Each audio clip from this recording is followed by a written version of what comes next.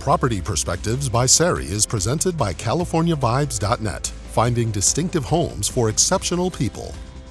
It is Tuesday, which means it's time for Property Perspectives, addressing all things real estate. So back with practical and wonderful advice is real estate and finance expert Sari Harner of California Vibes. Welcome, Sari. Thanks. I'm so glad to be here. It feels like I was just here. Yeah, exactly. I and know. It's always great to see you. You bring the energy and you bring the information that we all need when it comes to real estate. So today we're talking about whether to rent a home or buy a home. Exactly. What's your feedback on that? Well, it's the age-old question. Is now a good time to buy? Everyone asks that. Right. Okay? And the first thing I tell them is, if you see a good deal, buy it now. Okay. That's what you start with. Mm-hmm. However, there are costs involved with buying that people don't think of. You have your mortgage, and everyone says, oh, I'm going to wait until mortgage rates come down, or I'm going to wait till prices come down, right? But there are other costs involved. Where's your down payment coming from? And that's really a big one. So I say, if you have to borrow from friends or family, or you're stealing your child's piggy bank, the house is not for you. Okay. Exactly. And how much should you put down? Usually they want 20%, but there are special programs out there for first-time buyers that you can put 10% and even sometimes 5%. Okay. But it's still a chunk of change that you need to make sure you have. And in addition to owning, you have property taxes, you have fees with insurance and utilities and all of that. So it's wonderful to buy a home, but there's a large amount of money that's needed.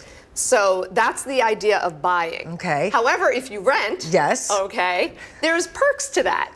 Yes. All you do is pay your rent, and you don't have to do anything. Right. If something breaks, you don't have to fix it. Make a call. That's right. You call the owner and go, hey, or I need a new fridge, or oops, there's a leak. Can you please fix it? Yep. So renting tends to be really beneficial, especially if you don't have the down payment, because you don't want to become house poor. But if you're going to be in a house for at least 5 years, then I would consider, to buy a house. But anything shorter, if you're someone who moves a lot, it pays to rent. That makes sense. What if the fear that people have that they could get kicked out at any time if you rent? Okay, the stability isn't there. Well, the stability is not there as much as if you own your home. But what I would tell you is, first of all, people who rent, there are a lot of new laws that have come out that are protecting the tenant.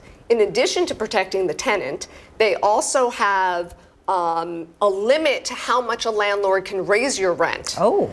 In 12 months, your rent cannot be raised more than 10%.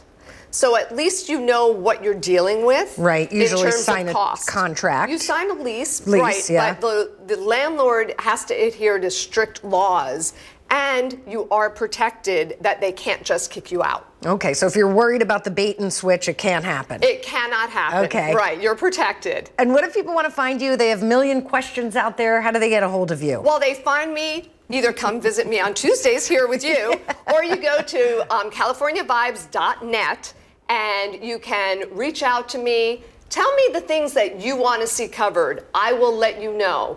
Real estate should be fulfilling, profitable, and fun.